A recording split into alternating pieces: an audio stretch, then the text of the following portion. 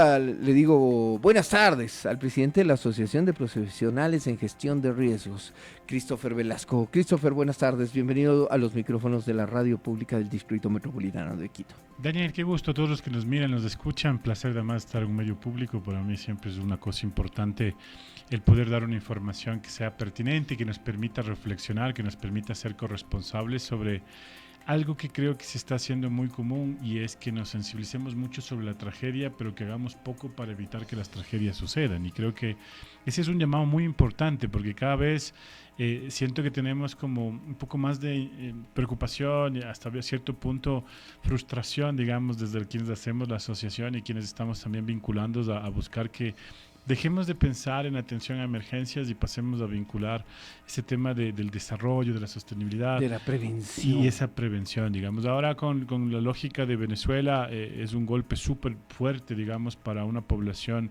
como la de Caracas, como las zonas donde han tenido mayor afectación estos dos terremotos. Y esto, en el momento en que estamos solidarizándonos, que estamos haciendo una lógica quizás recíproca a lo que recibimos de Venezuela cuando tuvimos el terremoto del 2016. El primer avión que aterrizó en este país cuando tuvimos la asistencia humanitaria fue el venezolano. Y creo que Ecuador tenía una lógica de responsabilidad en eso. Aquí ha pasado también parte de la gente del Cuerpo de Bomberos, que tenemos un grupo usuario certificado a nivel regional y el distrito tiene unas capacidades interesantes. Pero cuando estamos en ese momento de querer ayudar a los otros, tenemos una cosa como lo que sucede en Zamora Chinchipe y nos ponemos a pensar, digamos, como que fuera una tragedia de un evento que es extraordinario, y no. Tenemos como estos últimos 10 años 230 eventos peligrosos suscitados en toda la cuenca del río Zamora, en inundaciones, deslizamientos. 230 avisos, ¿los podemos decir así? ¿O ya eventos reales? Que materializados con afectaciones, con la lógica a nivel de pérdidas a nivel material, también de vidas humanas. Tú tienes en Yantzaza, que ahora no ha sido la zona de afectación, pero en Yantzaza tú tienes 3,000 personas en un barrio que se llama La Florida, que está sentado en el lecho menor del río. Y tú puedes ver en el Pangui también afectaciones importantes. Entonces, quienes recorremos el territorio y sabemos cómo funciona esto, no es que estoy disminuyendo lo que ha pasado, digamos, yo quiero a veces la gente piensa que lo estás minimizando. Yo me solidarizo y todos mis compañeros y compañeras sobre los familiares de las 9 personas fallecidas, de las 10 ya fallecidas, de las personas desaparecidas y sobre todo de las familias que han tenido que pasar este mal suceso.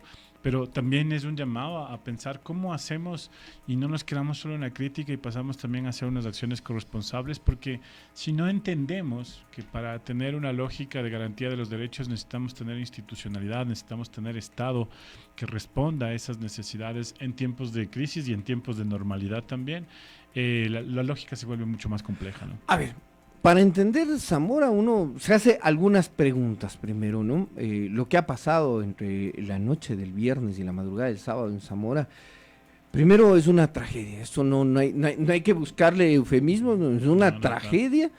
La crecida del río, luego acompañada por un deslave y termina transformándose en un aluvión, es decir, una corriente de agua con lodo que entra con fuerza a las zonas urbanas, por decirlo así, asentadas en los márgenes del río Zamora, ¿no? Esto ha cobrado 10 vidas, hay 10 más desaparecidos, 200 personas afectadas, 50 viviendas en una primera evaluación. Entonces uno dice, no, esto no es un episodio chiquito, que por estar en los titulares del Mundial o con muchísimas cosas por encima de esa información no se le haya dado un despliegue, no quiere decir que lo que está pasando es poco. Y le pregunto al experto, ¿es esto una consecuencia ya del fenómeno del Niño? ¿Es esto una consecuencia del debilitamiento del territorio de la montaña o de esta ladera que se va por efectos de la operación minera? ¿Qué es lo que tuvimos? Además de decirnos que es un aluvión, ¿no? Pero ¿de dónde viene? ¿Cuál fue la alerta que tuvimos para saber cuál es el origen, Jorge? Perdón, Christopher. Daniel y vecinos, digamos, y vecinas, lo que estamos viendo es un evento que no tiene nada que ver con el fenómeno del Niño. Ya. Esto no es el inicio del niño, esto no es una lógica que está vinculada al niño. El niño sigue en observación. Para poder determinar cuál va a ser la ocurrencia del fenómeno del niño y la intensidad que ese fenómeno va a tener, todavía no tenemos una respuesta al ERFEN que los diga, estamos en una etapa que ya no es de observación, sino es fenómeno del niño. De ocurrencia. Sí, entonces al final esto es un elemento. O sea, el otro elemento, esto responde también a un deterioro ecosistémico de la zona, porque no solamente hay minería legal, también hay una minería ilegal, también tenemos una lógica de un cambio de usos de suelo hacia una ganadería, por ejemplo, un deterioro sobre la deforestación, tenemos asentamientos humanos en lecho mayor y lecho menor del río. Entonces, el riesgo en sí mismo, los desastres son una construcción social, no es una cosa del fenómeno natural. A veces decimos, es que con la fuerza de la naturaleza no podemos hacer nada. Acá podemos decir que es un fenómeno antrópico, es decir, que tiene origen en la actividad humana. Tú has descrito, o sea, temas de minería, temas de deforestación y avance de la frontera ganadera. Entonces, todos esos elementos confluyen en lo que nos pasa. Por supuesto, y además sumemos a esto que tenemos unas lógicas que no tomamos unas decisiones anticipadas. Te doy un ejemplo claro, Daniel, y esto es un poco lo que los lleva a la preocupación mayor. El INAMI ha hecho un esfuerzo enorme por tener un buen pronóstico meteorológico, por acercarse a un buen pronóstico meteorológico, y tuvimos una alerta de lluvias intensas en la Amazonía y en parte de la estivación. Y esto fue público, digamos, lo pasaron a los medios de comunicación, es de conocimiento de los gobiernos locales. ¿Qué es lo que estamos haciendo con esa información? Porque si esa información no sirve para tomar decisiones anticipadas, el pronóstico queda en una lógica de...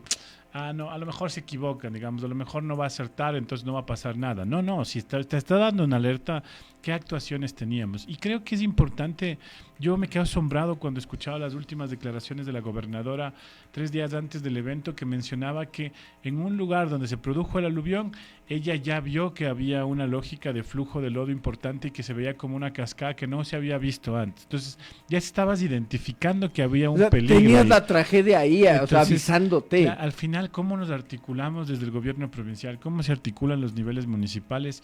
Me quedo más preocupado después de que pasa la tragedia, porque muchas de las personas que se afectan también son personas que van a ayudar, son parte del cuerpo de bomberos, es gente que va a socorrer un poco. Los mismos afectados están colaborando en las tareas de limpieza. Y entonces al final del día, luego cuando veo la lógica de qué dice el Comité de Operaciones de Emergencia Provincial y exhorta, el exhorto es para la sociedad civil, el exhorto está para la academia, pero para quien ejerce la autoridad desde el Estado, la Ley Orgánica de Gestión de Riesgos hace que los comités de operaciones de emergencia dispongan. Eso es lo que les faculta. Entonces, si no tienes claro cómo poder gestionar eso, también es preocupante lo que podría ser. Y yo debo decirte, yo creo que más allá, digamos, de las diferencias que se puedan tener en algunas líneas, digamos, más partidistas, más de gestión de la cosa pública, desde las formas ideológicas que podríamos pensar, también hay que reconocer que el gobierno ha estado presente, digamos, en la cuestión de, o sea, los ministros se ha desplazado a una cuestión de albergues, o sea, esa presencia que siempre es necesaria. Esa respuesta a. Exacto, pero lo que preocupa es que seguimos intentando gestionar los riesgos desde una lógica del Comité de Operaciones de Emergencia y no desde las diferentes instancias que tenemos que por delegaciones ley, provinciales de la Secretaría Nacional de Gestión de Riesgos. Pero que tienes un comité de reconstrucción, tienes un comité de gestión territorial del riesgo, tienes un comité sobre la lógica del conocimiento del riesgo, tienes un comité de operaciones de emergencia, tienes un comité de reconstrucción y recuperación a nivel local. Entonces, si esas instancias que en la ley y en el reglamento no podemos hacer efectivas, creo que aplicar la misma receta del Comité de Operaciones de Emergencia es complejo. Y esto lo menciono porque uno de los aciertos más importantes que puede tener el gobierno del presidente Noboa y de su asamblea en el primer periodo ha sido promulgar la Ley de Gestión de Riesgos. 16 años no teníamos ley. Y luego tenemos ley y reglamento. Pero si la ley y el reglamento tienen disposiciones generales, disposiciones transitorias, que no las cumplimos, entonces hay una lógica. Y ahí uno se pregunta, y llegan las asignaciones de recursos, porque normalmente las leyes otorgan competencias, otorgan controles, y eso viene acompañado de recursos que si no se los entrega, es inaplicable. Disposición 9 en la transitoria le dice al Consejo Nacional de Competencias que debe entregarme el modelo de gestión de la competencia de gestión de riesgos, y eso implica dar atribuciones, responsabilidades y recursos. Pero es interesante entender que si no cumples esa transitoria, yo estoy en el ping-pong ahora de saber quién es la responsabilidad de qué, si es del gobierno provincial, del gobierno cantonal. Tenemos esa lógica. Yo escuchaba a la ministra Lozada la semana anterior, decir, miren, de los 200 y pico cantones o gobiernos autónomos descentralizados del nivel cantonal, solo el 60% nos han entregado sus planes de contingencia respecto del fenómeno del Niño. Entonces uno dice, bueno, y no hay forma de pedirles, de sentarles, de obligarles a que cumplan. Y por otro lado, alguien de los municipios mencionados respondía, sí, nosotros entregamos, pero quedamos en hacer una mesa técnica para homologarlas. Y eso no pasó, entonces uno dice, ¿hasta qué punto es un sistema que no termina de construirse? Muchos recordamos la defensa civil, las botas, los pantalones cargo color naranja y los chalecos naranjas de la defensa civil, pero eso no era un sistema de prevención de riesgos. Sí. Era un sistema de respuesta ante tragedias gravísimas, pero uno se pregunta, de ahí al nuevo concepto, al que lo hemos conversado, Christopher, en más de una ocasión, ¿qué ha pasado? ¿Tenemos un sistema de gestión de riesgos construido o está en construcción recién? Creo que aquí hay dos cosas. Primero me quedo con la duda de cuál es la alternativa que hiciste cuando estabas en los quintos cursos. ¿Hiciste Cruz Roja? ¿Hiciste Defensa Civil? ¿Fuiste a Forestación, Parvularia? Premilitar. No, yo soy de la época en la que solo tenías premilitar y si no, monografía. Entonces te digo, a ver, pasamos en el 2007 de una Defensa Civil que estaba bajo la cuestión del COSENA, que estaba bajo la supervisión de las Fuerzas Armadas y que tenía una acción reactiva, o que cargaba de la logística de la emergencia, la atención, digamos, de la emergencia, evacuación, albergues, etc. Pero una de las cosas que ha cambiado, digamos, desde la Constitución y también desde el interés de tener, digamos, como un derecho la cuestión de la gestión de riesgos en el 389 y 390 y de hablar de un sistema nacional centralizado, creo que la Constitución también la metió mucho, digamos, porque esto de todos y nadie, si todas las unidades de gestión de riesgo funcionarían a nivel de todas las instituciones públicas y de todas las instituciones privadas, estamos hablando no menos de unas 10.000 unidades de gestión de riesgos a nivel nacional. Y tú te preguntas en el Ministerio de Trabajo, puedes preguntar cuántas empresas públicas tienen sus brigadas, tienen sus unidades de gestión de riesgos y cuántos privados, digamos, de la Superintendencia de Compañías podrías averiguar cuántos tienen unidades de gestión de riesgo. En la Superintendencia de Economía Popular y Solidaria deberías averiguar cuántas asociaciones y cooperativas tienen, digamos, una unidad de gestión de riesgos. Tendría una cosa gigante, una masa. Eso que estuvo puesto ahí, 16 años pasó en la lógica de la buena intención de querer normal y no normal.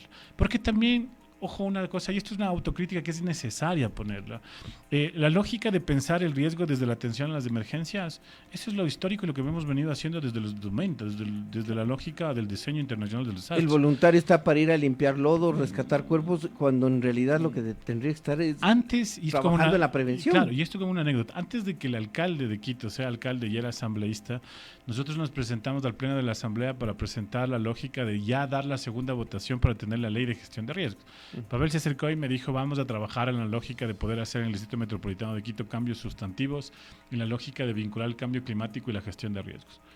Ya vamos a acabar el periodo, digamos, del alcalde y seguimos, tú no lo ves. Y seguimos haciendo la misma lógica reactiva y la misma lógica de atención de emergencias bajo varias lógicas de insumos como el Plan Metropolitano de Gestión de Riesgo, que son necesarios, que son importantes, haciendo fortalecimiento a nivel comunitario, que también es importante, que también es necesario. No digo que no se tenga que hacer, pero la transferencia del riesgo, la lógica de entender que los escenarios más complejos sobre un sismo son una cuestión de... Ese es el paradigma diferente, ¿no es cierto? Claro. Es decir, ya no respondes al riesgo, sino lo anticipas, trabajas, lo minimizas o incluso Pero para darte respuesta justamente de dejar de ser reactivos, el mayor logro que se tuvo es sacar la visión de seguridad ciudadana y gestión de riesgos, sino pasar a la gestión de riesgos, a la planificación, a las lógicas de cambio climático. No digo al tema de calidad ambiental, porque luego los teóricos aquí en el país somos bien importantes para hacer pequeños guetos, digamos, de poder en el metro cuadrado, de poder saber qué cosas podemos hacer en cambio climático, en gestión de riesgos,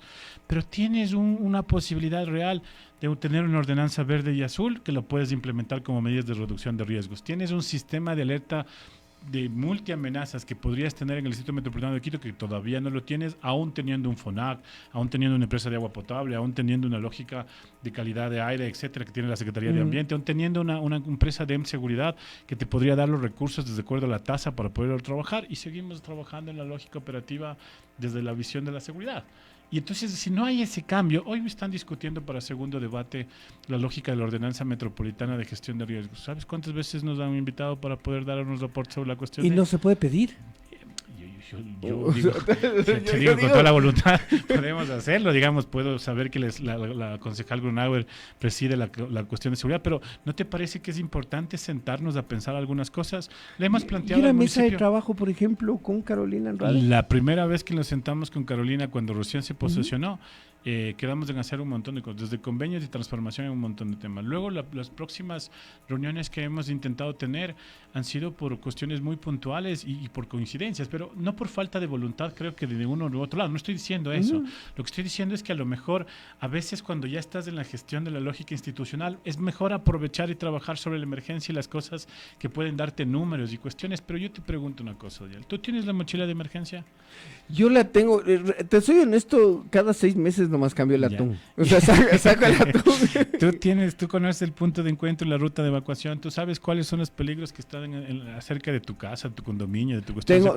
Tengo identificado, tengo mapeado, pero por ejemplo hemos encontrado algunas falencias en el plan. Entonces en la actualización del plan es que nos quedamos porque los vecinos también a veces somos dejados. Cuando nosotros entramos a que la cuestión comunicacional acaba reduciéndose en el plan, la mochila y la ruta de evacuación, no son las necesidades que tiene el vecino de Tuctiuco, que tiene el de la cuestión de aquí mismo de la Gasca. Una homologación cuando es un tema de... hay una diversidad, digamos. Entonces, caracterizar. Claro, entonces tú dices, hay que pensar que cada administración zonal, las 10 que tenemos, tienen una lógica de percepciones, de intereses de la población sobre los riesgos diferentes que tenemos. El Chocó tiene otras percepciones de inseguridad o de riesgos que podemos tener en el centro histórico. Dejas la inquietud, tengo pendiente una invitación con Carolina Andrade, pero sí quisiera plantearle a ver cómo se ha trabajado en esa caracterización. Me ha llamado muchísimo atención el dato que me das y me parece que es importantísimo trasladárselo a la autoridad.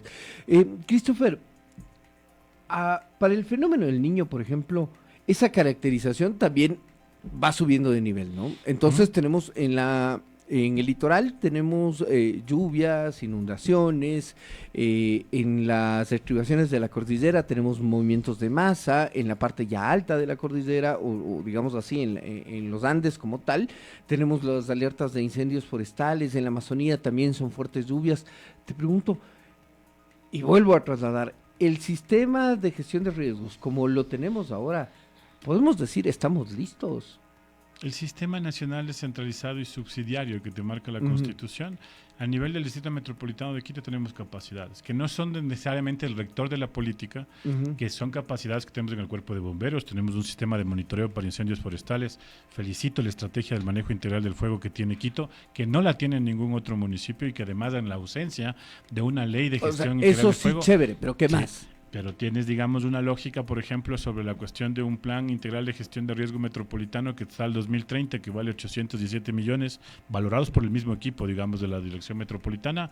Ahora, la pregunta es, ¿esos recursos tienes disponibles desde el municipio? Porque si haces el plan, yo entendería que en el modelo de gestión de todo lo que me estás proponiendo, ¿tienes los recursos? Y si no tienes los recursos, ¿por qué no tenemos una tasa de gestión de riesgo? Claro, si lo hiciste antes de la reforma al COTAD, también es otra cosa para atravesarle. Yo no estoy diciendo que esté bien o esté mal en una cosa, estoy diciendo que donde tenemos las capacidades y bajo las diferentes cosas que tenemos bastante volátiles en el país, digamos, hay cosas que cambian, normas que son diferentes, pero al final lo que te quiero decir es, estamos pensando que desde las capacidades locales podemos enfrentar un fenómeno del niño. Yo te digo, en Quito a lo mejor tenemos algunas que sí, pero si es que las magnitudes de intensidades que podemos tener del fenómeno del niño son como las que estamos pensando de un niño fuerte o un niño súper fuerte, yo creo que siempre les van a ser sobrepasadas. Pero te hago una pregunta. Si yo tengo una lógica, el mejor hito que puede tener la alcaldía, digamos, lo digo a título personal, puede ser la lógica de la regulación de barrios, de dar un derecho a la ciudad, de tener una tenencia de la cuestión. Si yo tengo un pago al predial, ¿por qué no tengo un aseguramiento masivo, digamos, con seguros paramétricos para la lógica de eventos, en vez de pensar que voy a dar una lógica desde el fondo de emergencia para poder hacer un arrendamiento por una cuestión de... El espacio para eso, por ejemplo, es de la Comisión de Gestión y Uso de Suelo. Uno ese, pero otro... Claro, pero para regularizar, recuerda que es un informe de gestión de riesgos. No me puedes decir que Paluco es un territorio que no tiene una condición de riesgo. Y si le estás minimizando la condición de riesgo, asumamos la transferencia del riesgo. Hay territorios que debemos comenzar a tener una transferencia de riesgo masiva. Y eso es la discusión que deberíamos estar teniendo, más allá de si gasto o no gasto en la mochila, en la cuestión. Porque claramente el generar capacidades locales es son una importantes. Intervención en este caso. Entendámoslo así, es el Estado el que interviene en una zona y, como tú dices, transfiere el riesgo, porque hace infraestructura, porque capacita. Mejoramiento de barrios. O sea, hace todo eso para bajar, ¿no? Transferir el riesgo ya, digamos, al mínimo. Exactamente. Y esa lógica que tiene, con esas capacidades que tenemos, podríamos estar hablando de otros modelos, de otras cosas que son importantes. La ley tiene 7 dimensiones. Entonces, las 7 dimensiones podemos trabajar varios temas. Entonces, el plan no es el sentido. El plan y la política pública, digamos, que estemos dejando, que ojalá sea más a largo plazo que solamente del periodo, digamos, del gobierno local o nacional. Lo que necesitamos tener son cosas muy pertinentes sobre las cuestiones que cambiamos la cultura. Yo te digo una cosa, yo conozco bien la estructura municipal. Digamos, desde la época de Moncayo y desde la época de Augusto Barrera, lo que estamos haciendo no es distinto. No es distinto. Conformación de comités comunitarios de gestión de riesgos, conformación de la lógica de brigadas, capacitación a las comunidades, entrega de la mochila, hacer una lógica de rutas de evacuación. Y eso necesita evolucionar. Porque los contextos son distintos, pues. Porque hoy también además tengo una lógica de un riesgo antrópico que está vinculado a la vacuna, que está vinculado a la lógica de la inseguridad. Entonces necesito actuar de manera diferente. Entonces no puedes conformar brigadas de seguridad ciudadana y de gestión de riesgos dispersando el territorio general. Si el discurso, digamos, que tenemos desde la autoridad es fortalecer el tejido social, ¿cómo lo hacemos? O sea, digamos, no podemos seguirnos dispersando en pequeños micros de la cuestión de... a habrá cosas que actualizar. que habrá que pensarlo. Entonces, lo que te quiero decir es, ¿por qué el Distrito Metropolitano de Quito no tiene una lógica de protección civil o un programa de voluntariado para la lógica de poder trabajar en estas cosas? Que no solo sea esto, porque, ojo, por ejemplo, el trabajo que haces en salud sobre el tema de atención para las personas que tienen necesidades. Y si tienes ya la red montada, por ejemplo, a través de Casa Somos, una red de penetración en el territorio. Pero no para hablar del desastre, pues, sino para hablar del desarrollo, para hablar de los derechos. Pero puede ser paralelo. Por supuesto, digamos, y no podrías hacer una duplicidad de las cosas. No estoy, ojo, digamos, yo les digo a los compañeros y colegas que están dentro del municipio, no estoy cuestionando su trabajo porque además lo valoro y sé lo difícil que es.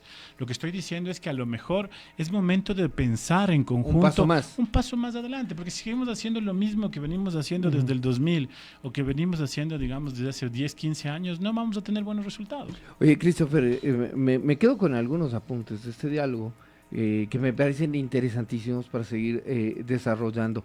El tiempo es finito, el tiempo